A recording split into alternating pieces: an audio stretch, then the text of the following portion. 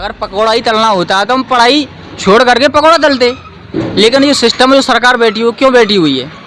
क्या इसीलिए कि जो युवा है उनका भविष्य खराब कर दिया जाए? अग्निपथ योजना केंद्र सरकार ने अभी लागू की है 14 तारीख को, 14 जून को। आज उसके खिलाफ पूरे देश भर में आंदोलन हो रहा है। अच्छा।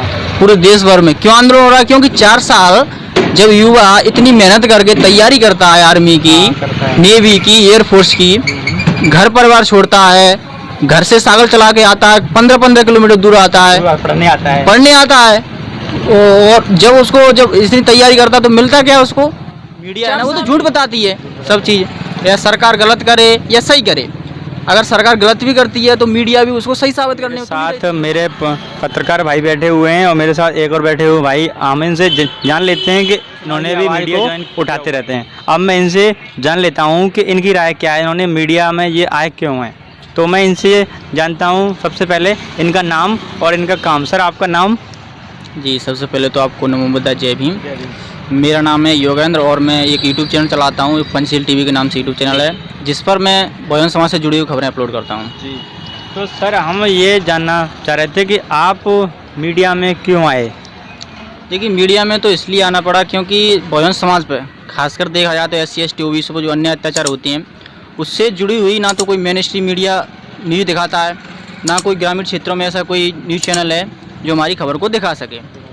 इसलिए हमने देखा कि हमारे समाज पर अन्य अत्याचार हो रहा है और उसकी खबर कोई दिखाता भी नहीं है, तो इसलिए हमने सोचा कि क्यों ना हम खुद का यूट्यूब चैनल चालू करें और जिससे हम वीडियो बनाएं और लोगों को दिखाएं कि हमारे समाज पर अन्य अत्याचार हो रहा है, ताकि लोग बाग भी देखें और आवाज़ उठाने का ये काम करते हैं हम। तो सर, तो यानी कि आपका मैसेज ये रहा कि यानी कि हमें अपने युवाओं को जो है मीडिया में भी और वकील भी, डॉक्टर भी, हर क्षेत्र में अपने युवाओं को कोई नहीं आएगा, खुद ही उठाना पड़ेगा, क्योंकि जो मीडिया है ना वो तो उठाती नहीं है, अगर उठाती भी तोड़ मरोड़ के बताती है।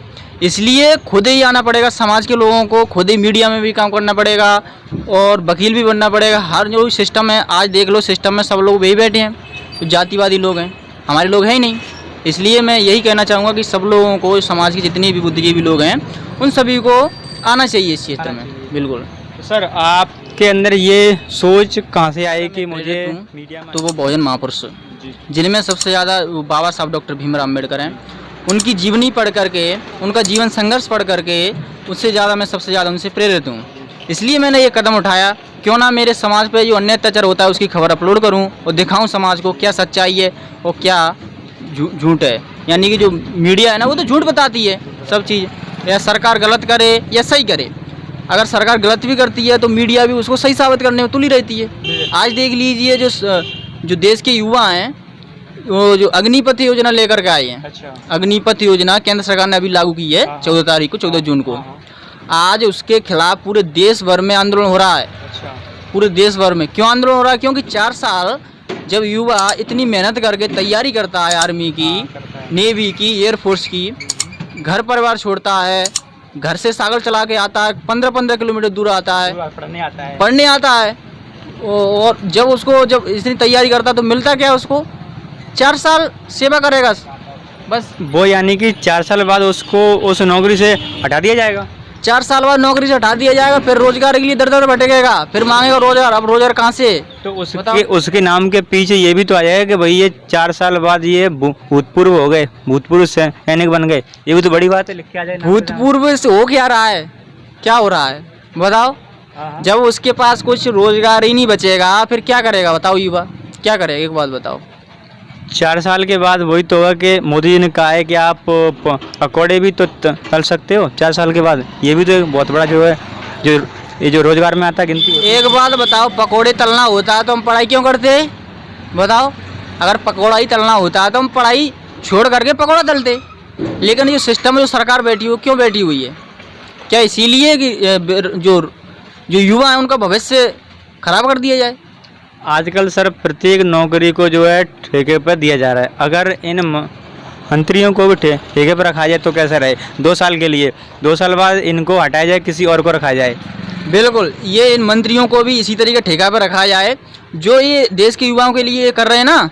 ये लागू इनके जो मंत्री है ना, इन पे होना चाहिए, ये सब चीज़ बिल्कुल होना चाहिए। एक एमएलए की भी जो है 5 साल की अवधि रहती है। अब अगर उनकी 5 साल की अवधि रहती है, लेकिन जो देश का युवा जो देश की सेना में जा रहा है उसकी अवधि मात्र 4 साल की रहती है।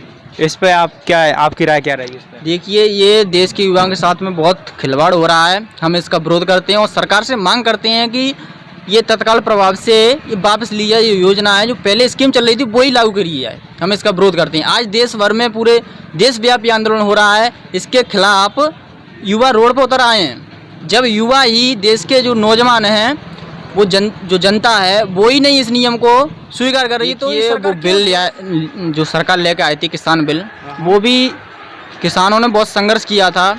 कई किसानों ने बलिदान दिया था अपना, कई किसान मर गए थे वहाँ पे, शहीद हो गए थे, 500 से ज़्यादा शहीद हो गए थे।